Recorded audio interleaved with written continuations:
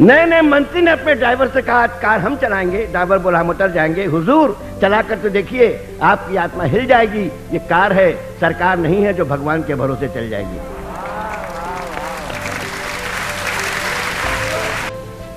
Democracy क्या है कि डेमोक्रेसी के ये परिणाम नजर आते हैं कि चोर खादी में खुलेआम नजर आते हैं। डेमोक्रेसी के ये परिणाम नजर आते हैं कि चोर खादी में खुलेआम नजर आते हैं। जो कल तोला न थे, न माथा थे, न रत्ती थे, वही कुर्सी पे किलोग्राम नजर आते हैं। जो कल तोला न थे, न माथा थे, न रत्ती थे, वही कुर्सी पे किलोग्राम नजर आते हैं। तो निवेदन करता हूं कि नेता बहुत जरूरी है देश के लिए। क्यों मैं सिद्ध करता हूं, मैं देश के लिए नेता यहां से कविता शुरू करता हूं और मुझे कोई रास्ता नहीं है, वहीं मुझे समाप्त करना पड़ेगा झक मार के।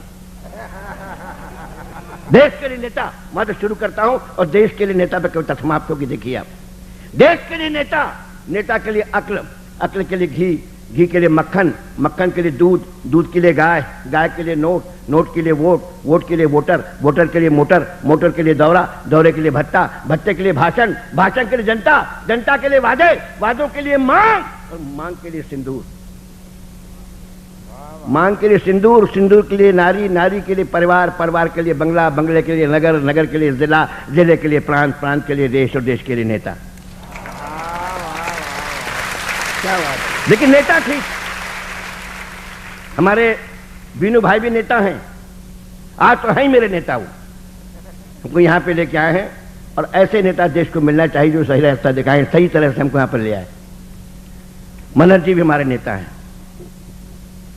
तो नेता हर जगह होते हैं, लेकिन नेता अगर कमबख्त मंत्री बन जाए तो फिर क्या? सारा प्रॉब्लम, सारी समस्या नेता के साथ है। मंत्री बनने पर उसे पता ही नहीं होता करना क्या। कर दिया ना कबाड़ा देश का। सरकार नहीं बन रही, नेता नहीं मिल रहा।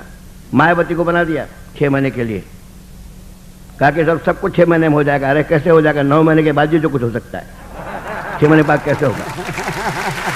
6 महीने में क्या होना है? तो फिर जब नेता मंत्री बन जाए तो क्या करें? उस पर 4 से पंक्तियां बापू के चरणों में रख रहा हूं। मेरी सबसे बढ़िया पंक्तियां हैं, सुनिए 4 से पंक्तियां। नए नए मंत्री ने अपने ड्राइवर से कहा आज कार हम चलाएंगे। ड्राइवर बोला हम उतर जाएंगे। नए नए मंत्री ने अपने ड्राइवर से कहा आज कार हम चलाएंगे। ड्राइवर बोला हम उतर जाएंगे। हुजूर चला कर तो देखिए, आपकी आत्मा हिल जाएगी। ये कार है, सरकार नहीं है जो भगवान के भरोसे चल जाएगी।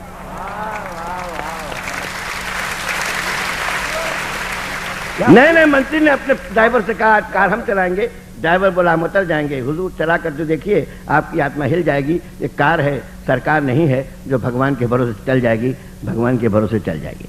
क्या बात है, क्या बात है। एक कविता छोटी सी याद आ रही है। एक महानुभाव हमारे घर आए, हमने पूछा तो आंखों में आंसू भर लाए।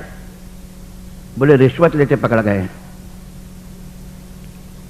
भ्रष्टाचार समझने वाले अकड़ गए हैं।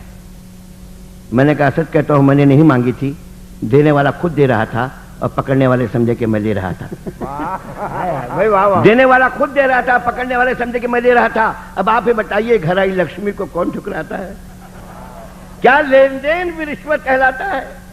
मैंने भी उसका एक काम किया था, एक सरकारी ठेका उसके नाम किया था। उसका और हमारा लेन देन तो बरसों से है और ये भ्रष्टाचार समिति तो परसों से है।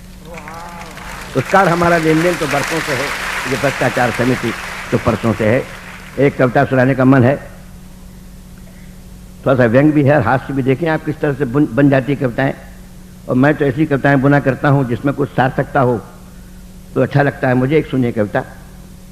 मैंने कल्पना की बापूजी कि जहां भी ईमान होगा ना, वो ऐसे आश्रम में ही होगा, कोठियों में नहीं होगा। वहां रह ही नहीं सकता, मिल ही नहीं सकता। हमें अगर ढूंढना पड़ जाके ढूंढना पड़ेगा ईमान को, तो हमें जंगल ही जाना पड़ेगा, आश्रम में ही जाना पड़ेगा। इसी पर कविता लिखिए, सुनिए आप। ईमान जी को खोजते खोजते जैसे ही उनके आश्रम में पहुंचे तो आश्रम की जगह कोठी नजर आई। हमने जैसे ही कॉल बेल दबाई, एक नारी बाहर निकल करके आई और बोले किससे काम है भाई? हमने पूछा ईमान जी घर पर हैं? वो बोली ईमान जी को गुजरे हुए बरसों बीत गए, आज के नए बेईमान जी रहते हैं। ईमान जी को गुजरे हुए बरसों बीत गए, आज के नए बेईमान जी रहते हैं। मैं उनकी बीवी हूं, मुझे महंगाई कहते हैं। मैं उनकी बीवी हूं, मुझे महंगाई कहते हैं। हमने कहा ईमान जी की एक बेटी थी। बोले जी हाँ, गरीबी। हमने पूछा ईमान जी की एक बेटी थी। बोले जी हाँ, गरीबी। पीछे वाली झोपड़ी में रहती है। उसने हिंदी के टीचर से शादी कर ली।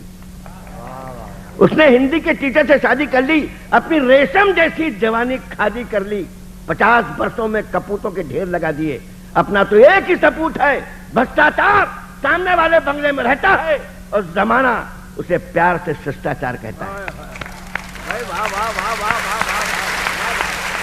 सामने वाले बंगले में रहता है तो जमाना प्यार से उसे शिष्टाचार कहता है।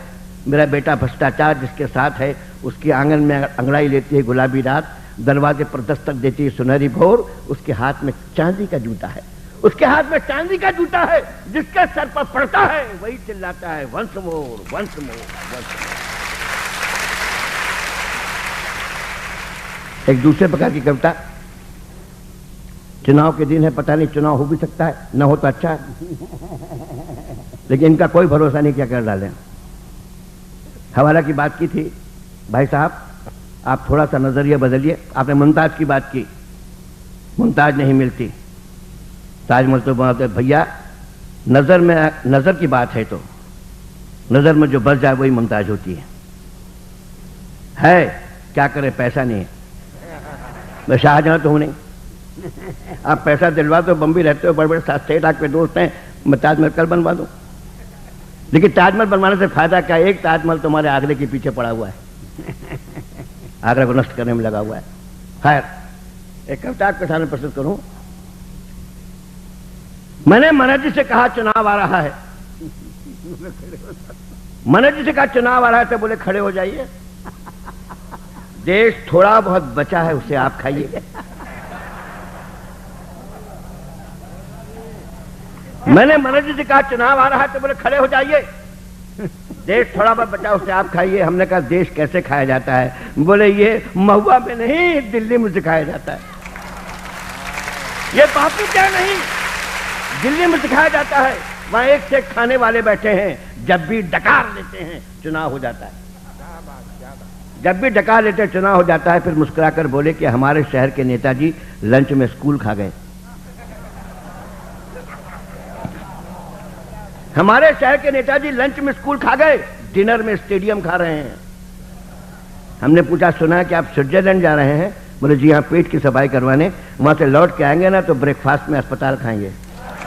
वहां से लौट के आएंगे तो ब्रेकफास्ट में अस्पताल खाएंगे। एक और नेताजी हैं, जैसे ही कुर्सी संभाली तो फर्टिलाइजर की फैक्ट्री खा ली, खाद की फैक्ट्री खा ली। हमने पूछा आप खाद भी खा लेते हैं? बोले जी हाँ, पुराने हैं ना, सब कुछ पचा लेते हैं। भाई वाह वाह, आप खाद भी खा लेते हैं? बोले जी हाँ, पुराने हैं ना, सब कुछ पचा लेते हैं। हमने कहा पचा तो लेंगे पर कहाँ निकालेंगे?